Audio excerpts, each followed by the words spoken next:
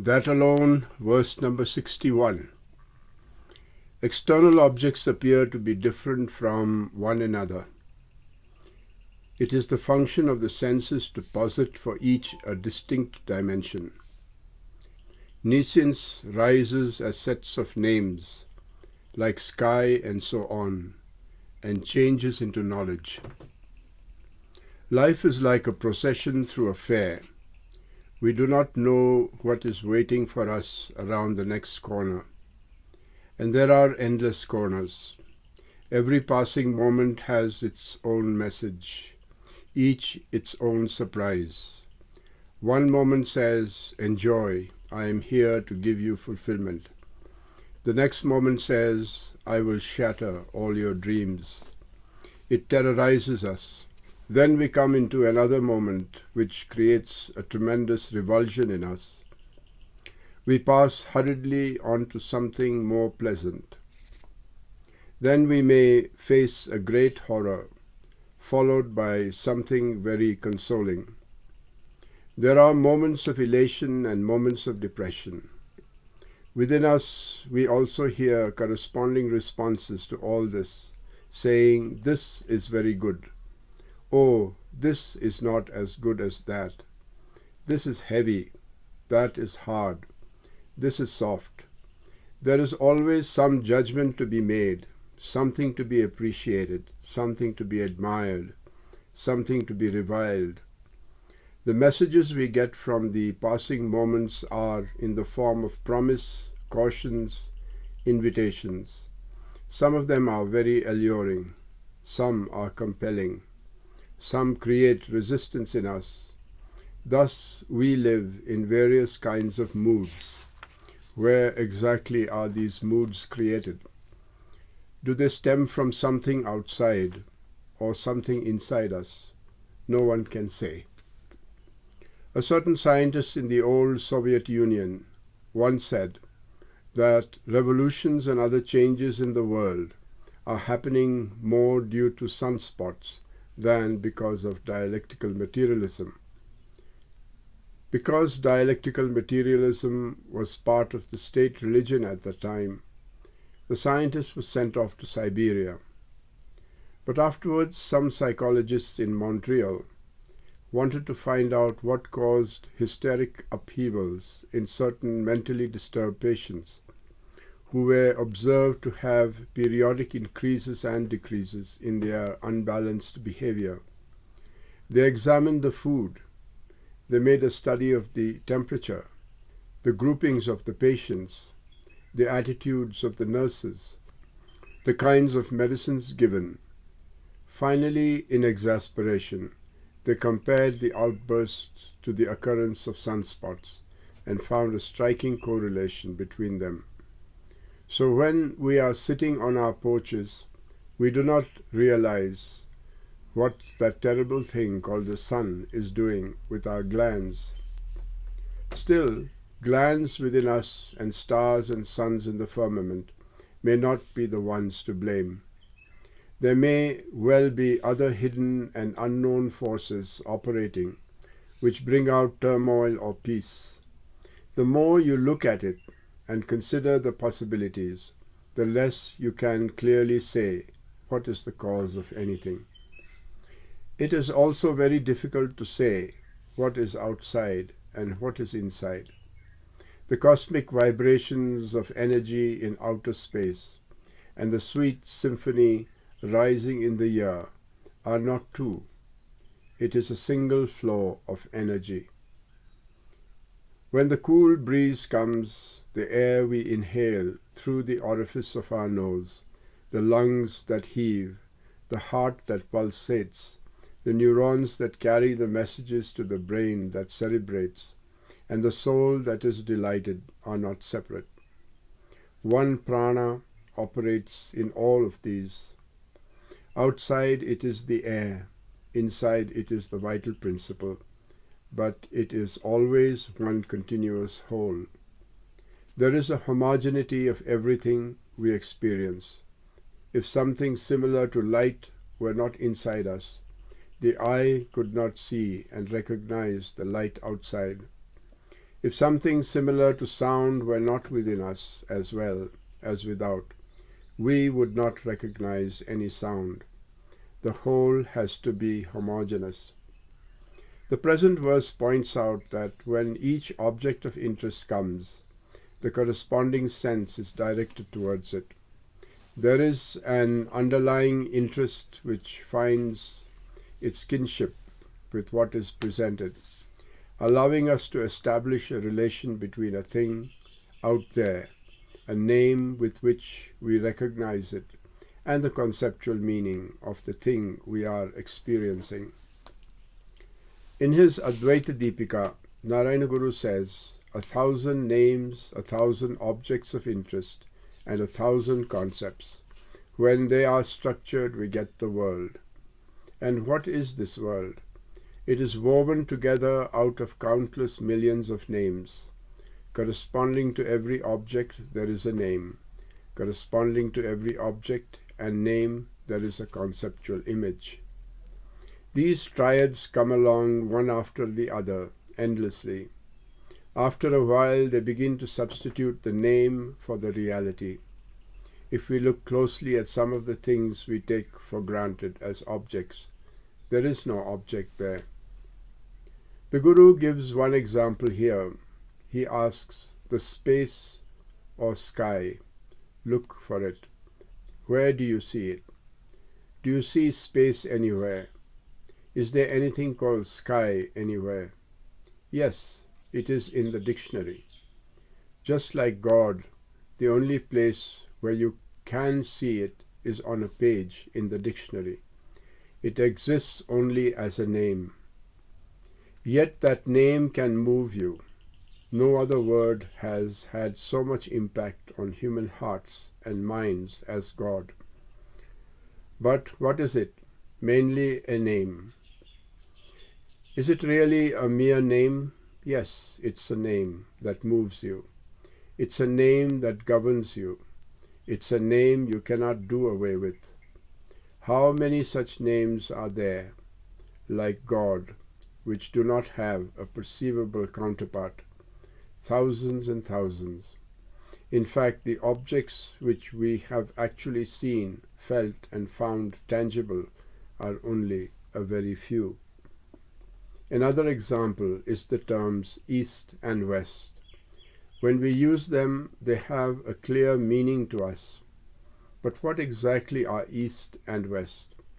If we go far enough examining them, they each turn into the other. They are mere names appended to concepts. So we live within a much greater world, which is created by names only, and we judge everything on the basis of our internal normative notions. Now we have to think of a vertical parameter. At the base of it is darkness. From out of that darkness rises experience after experience. When each experience comes to the level of conscious awareness, it changes into whatever we are capable of appreciating. A thing may have many qualities other than those which can be seen, heard, touched, tasted, or smelled, but those are all we can interpret. Suppose we had 10 more sense organs, then the qualities of all things would change. But we have only 5 senses, so we see all things in the world as if they had only 5 major qualities. From this it becomes clear that we are not really seeing anything as itself. The thing is first of all transformed into a sensory experience. In order for us to know anything, we have to fit it into our own sensory system. So when an unknown thing arises from the alpha of our consciousness, it is dressed up in our own familiar world of sensation. After it is made acceptable to our senses, we pass it on to yet another sphere, the nominal. Once an experience goes to the nominal level, it can be categorized. A number of things with the same name can all be grouped together. When we look at each other, this friend is different from that one. But when I think of students, for instance, there are no longer any separate people here. Students covers everyone. For a doctor, people are either patients or non-patients. We might not see which category we would come under, but for him we are clearly patients or non-patients. When you make a category like that, it is mainly based on the name you give the experience. Into that name you have to fit everything. Between what is yet to be known, which remains in the unconscious, and that which is already known and has once and forever become a name, all the happenings of experience take place. We can visualize it as an ever-flowing stream that never ceases, continuously rising from the alpha of nescience into the world of names. If you meditate on this verse, the impact of it on your judgment, your personal behavior, your interpersonal relationships, and your reaction to situations is very dramatic. The world which is out there and very substantial to you suddenly changes into a configuration of mental images. In a sense, the mind detaches from the body, where stimuli from things out there are believed to enter into the system called the body, through the eyes and ears, and so on. Now the situation is reversed. This thing called my personal life is always flowing out through my eyes and other senses into the external world. I am seeing only me flowing and extending itself into the sky, the green forest, the mountains, and the clouds. The difference this makes is the difference between a detached observer looking at a picture and someone who is an integral part of the picture itself. We are endlessly creating a huge painting where the artist is part of the work itself. Can you imagine it that way? We have all been told all our lives that things are outside and we are seeing them from a distance, instead of being told that all this is what we are. Vedantins do not believe that when you see a pot, the pot is out there. They don't believe the pot is in your head either. They say that you and the pot are somewhere where you are one. Neither do you or the pot have any existence out there. Both you and the pot commingle and remain as an indefinable, indescribable entity. That's very shaky, but it serves to shake you out of the morbid establishment of a stagnant world. I may hear a sound and imagine that it's a car passing by outside, but in reality it's just a disturbance I'm having. At the end of my disturbance, I perceive it as a sound and presume that the sound comes from a car on the road. I imagine the road and mentally put a car there, all to account for the disturbance I've just had. Thus, behind hundreds of our experiences, there is an extension of our memory to substantiate them, where subjectivity and objectivity mingle into one. We have a non-differentiated world with millions of differentiations possible within it. There are so many possibilities with such inherent complexity. We should congratulate ourselves that we don't go mad trying to sort it all out. So that is the first part of the meditation of this verse. The second part is that if all this is evolving out of the individual consciousness, equipped with a sensory system, you already have a handle on it. If it is because of an excessive secretion of bile or adrenaline or something that you react in a certain way, you can tame your glands so they don't produce the excess. That may change the world for you. And this is true of more than the physical glands. In your psyche also are various kinds of positive and negative stimulations, jealousy and hatred, and all such kinds of emotional disturbances. It is good to work there. You can moderate these emotions without repressing them. The third part of the meditation is where your understanding, your awareness, everything is brought to a state of homogeneity. When you raise yourself to this level, there is a great calm. There is a sense of peace coming from within. It is as if you have become one with the overlord of all. There is a promise in the Bible that we will be provided with a seat on the right hand of God. If God has created all this, and all this is knowledge, and you are seeing it as knowledge, you are certainly sitting on the right side of God and having a panoramic view of all that is below. It's very peaceful. It's like an endless magic. From nowhere you see it pop up and change into multicolored forms, designs, and patterns. These are all gathered up and become nominal. Then it spreads itself out into an infinitude beyond time, beyond space, beyond name, and beyond distinction. It is just pure awareness. Such is the transforming panorama we are privileged to witness from our divine seat. In the Saundarya Lahari of Shankara, we come across the same view.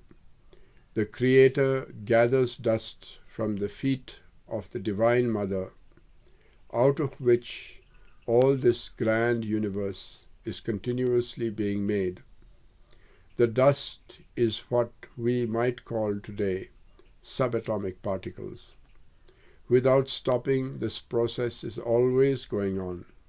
Nebulae coalescing into stars and galaxies, some stars breaking up and forming planetary systems around them, some planets cooling and becoming moist enough to allow the proliferation of life.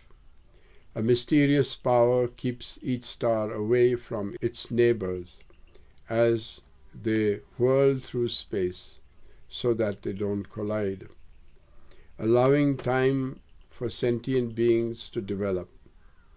Then, after some time, the star system explodes, dissolving everything back into dust once more.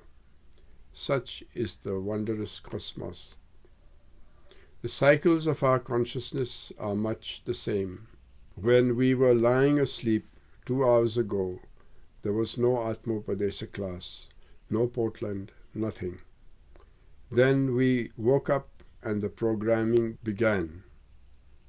As part of the program, we now see all this. Again, in a little while, all this will be gone, and we will be in another world. By night time, we grow tired and go back to bed. We have some dreams, and then everything vanishes. Day after day, the same pattern recurs. If we put it all together in one picture, what we see is that from the alpha point to the omega, there is a continuous rising of all the variegated forms, names, ideas, and reactions, which change into one pure consciousness. It is all very peaceful. And the free translation of verse number 61 is, objects of perception appear to be of diverse attributes, in accordance with the innate quality of each sense organ. Gross objects of even faulty perception, such as the blue of the sky, when identified with a name, become part of the conceptual matrix and transform into knowledge.